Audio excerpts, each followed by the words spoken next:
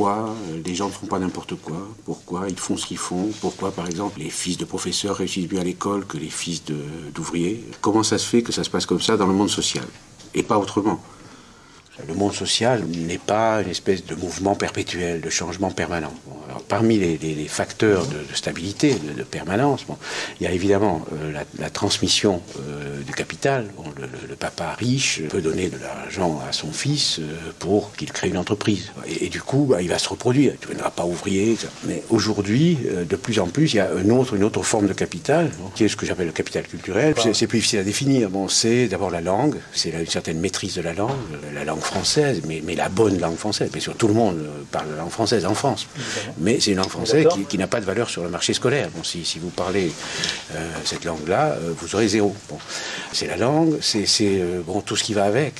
C'est ce qui s'acquiert dans les familles cultivées, c'est ce qui s'acquiert en écoutant papa raconter des histoires, en lisant les livres. Ça, c'est un capital, c'est-à-dire ce sont des ressources rares, inégalement distribuées, il y en a qui en ont plus que d'autres, et qui, du fait de cette inégalité de distribution, donnent des profits. Bon, c'est des profits de rareté. Bon, si tout le monde avait la même quantité, bah, si tout le monde parlait parfaitement le français, sans accent, il n'y aurait aucun mérite à parler français, donc ça n'aurait pas d'effet. Bon.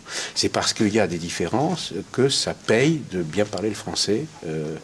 Donc il y a ça, il y a les facteurs qui tiennent au fait qu'il y a des pré-savoirs qui ne sont pas nécessairement scolaires, qui sont aussi importants. C'est comment se tenir, comment arriver, ne pas jeter le cartable par terre, etc., tenir son cahier propre, des tas de trucs. Bon. Il y a ça. Et alors l'autre chose aussi, c'est assez lié à ça, c'est un autre facteur, c'est à capital culturel égal. Il y a un autre facteur d'inégalité, c'est la bonne volonté à l'égard du système scolaire. Bon, ce qu'on appelle la docilité. Docilité, c'est le mot qui vient du latin. Docilis, ça veut dire qui se laisse instruire. Alors, ça, le capital culturel est un élément très très important, et je pense qu'aujourd'hui, de plus en plus, dans les sociétés contemporaines, développées, mais même les autres, la reproduction des inégalités se fait de plus en plus à travers la transmission du capital culturel.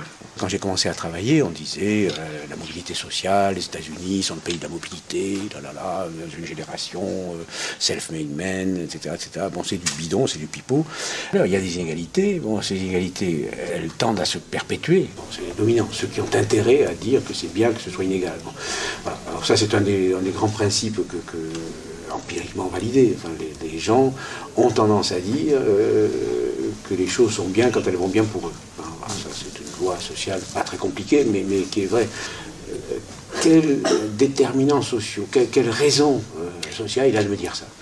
C'est une loi simple, mais très utile.